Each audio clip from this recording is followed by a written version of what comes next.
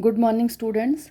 पिछले वीडियो में कक्षा 12 भोजस्योदार्ण्यम पाठ का अध्ययन हमने किया था। कुछ गद्यांश और श्लोक उसमें अभी रह गए थे, तो उनका अनुवाद इस वीडियो में हम करेंगे। राजा तुष्टः तस्मै प्रत्यक्षरम। राजा तुष्टः, राजा ने तुष्ट होकर अर्थात संतुष्ट या प्रसन्न होकर, तस्मै उसे, प्रत्यक्षरम प्रतिधन अक्षरम, प्रत्यक्षरम यण संधि है, तो इसमें अर्थात प्रत्येक अक्षर के लिए लक्षम लाख ददौ दिए, उसे लाख लाख रुपया या मुद्राएं दी। अन्यदा अन्य दिन,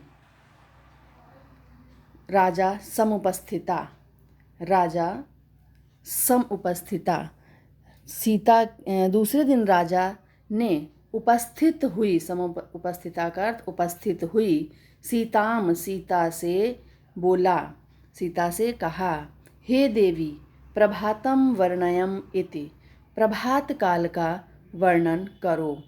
सीता प्राह, सीता ने कहा, विरल विरला स्थूला स्तारा कलाविव सज्जनः। क्या कहा कि विरल विरला, विरल विरला का अर्थ है दूर दूर तक, मतलब विरल विरल दूर दूर तक। स्थूला स्तारा, स्थूला का अर्थ है मोटे और तारा का अर्थ है तारे, तारागण। कलाविव सज्जनः, कलौ कलौ प्लस इव, सज्जनों की भांति, इव का अर्थ है समान या भांति, सज्जना मीन सज्जनों की, सज्जनों की भांति। कलह का अर्थ है कलयुग, कलह का अर्थ कलयुग। क्या कहा सीता ने?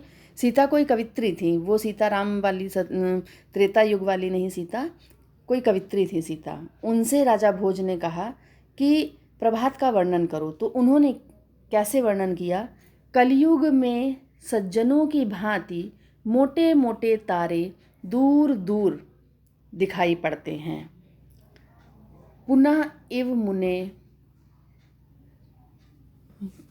पुनः सॉरी यहाँ पर मन होगा, पुनः नहीं, यहाँ पे मन, मन इव मुने, मन इव का अर्थ है समान, मुने मुनियों, मन मुनियों के समान, सर्वत्रैव सर्वत्र प्लस एव, प्रसन्नम भूनभा, प्रसन्नम भूनभा। क्या कहा कि मुनि के मन के समान, जैसे मुनियों का मन स्वच्छ होता है, मुनि के मन के समान आकाश सर्वत्र एव सब जगह ही, प्रसन्नम प्रसन्न, भूनभा हो गया है। भू का अर्थ है होना और नभा का अर्थ है आकाश।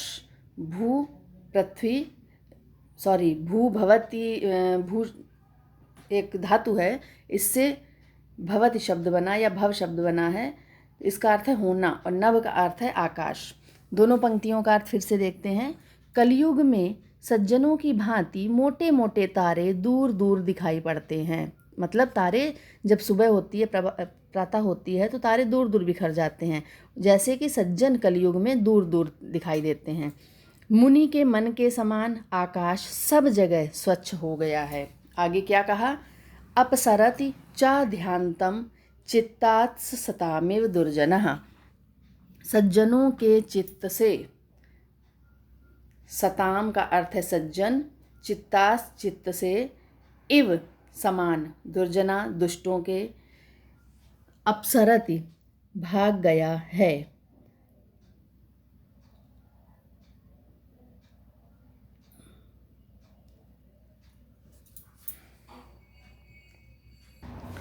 क्या कहते हैं?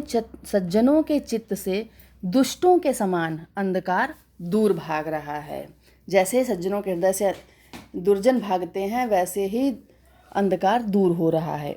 और ब्रजति चा निशा, निशा का अर्थ है रात्रि, छित्रम लक्ष्मीर अन उद्यम उद्यमिना इव, उद्यमिना का अर्थ है जो आलसी पुरुष है। अन उद्यमी, उद्यमी का अर्थ है परिश्रमी और अन उद्यमी लिखा है, अनु उद्यमी का अर्थ है आलसी।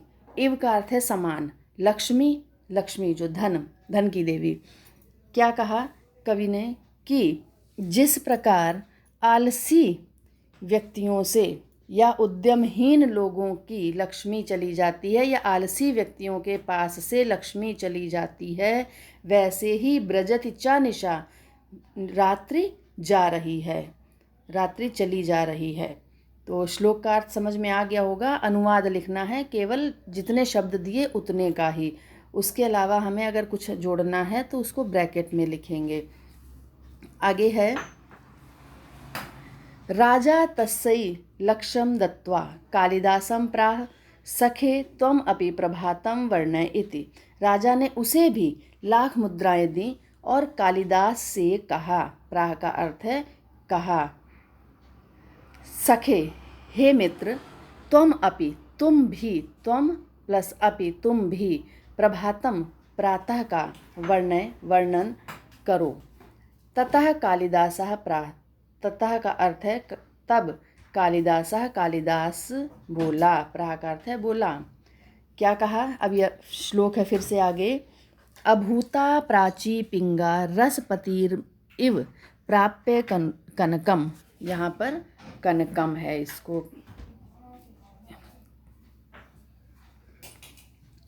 अभूता प्राची पिंगा, जिस प्रकार, प्राची, प्राची का अर्थ है पूर्व दिशा, पिंगा पारे के समान, पिंगा का अर्थ है पीली, पीली पड़ रही है। रसपति का अर्थ है पारा, जो मरकरी जिसे बोलते हैं। प्राप्य पाकर, कनक मीन्स सोना, सुनहरी।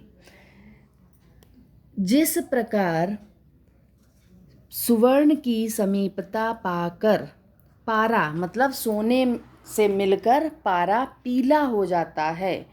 गतच्छायश्चंद्रो बुधजन इव ग्राम्यस दसी, गतच्छायो, इसी प्रकार पूर्व दिशा, प्राची पिंगा ऊपर आया है, पूर्व दिशा पीले रंग की हो गई है। ये पहली पंक्ति का अर्थ है कि जिस प्रकार सोने की समीपता पाकर या सोने से मिलकर पारा पीला हो जाता है, उसी प्रकार पूर्व दिशा पीले रंग की हो गई है। गतश्छायो चंद्रो, चंद्रमा की छाया अर्थात चमक चली गई है। चंद्रमा गतिहीन उसी प्रकार हो गया है जैसे कि ग्रामीणों की सभा में, जैसे बुधजन विद्वान इव का अर्थ है समान, और ग्राम्यस दसी मीन्स गंवारों की या ग्रामीणों की, ग्रामीणों की सभा से विद्वान जैसे तेजहीन हो जाता है। जो अगर गंवार बैठे हैं बहुत सारे, उसमें कोई एक विद्वान है तो उसकी चमक धीमी पड़ जाती है, वो हिचकता है कि इनको मैं कोई बात बोलूँगा समझ में आएगी या नहीं आएगी। तो चंद्रमा उसी प्रकार, चंद्रमा की चमक धीमी हो गई है, चंद्रमा की कांति धीमी हो गई है। क्षणम क्षणम स्थिरा, क्षणम क्षीणस्तारा, क्षण पल पल करके, एक एक करके तारे कैसे हो गए हैं, क्षीण हो रहे हैं। किस प्रकार, नृपतया इव, इव का अर्थ है समान, जहाँ जहाँ इव आएगा, इव अनुद्यम परा, अनुद्यम परा धनहीन व्यक्ति। अनुद्यम का अर्थ है यहाँ पर कि उद्योग ना करने वाले, जैसे ऊपर बताया था आलसी, परिश्रम ना करने वाले, जैसे परिश्रम ना करने वाले राजा हैं, उन राजाओं के समान तारे भी क्षीण हो रहे हैं, तारे भी नष्ट हो रहे हैं। जो राजा परिश्रम नहीं करते वो धीरे धीरे नष्ट हो जाते हैं, तो उसी का उदाहरण यहाँ दिया।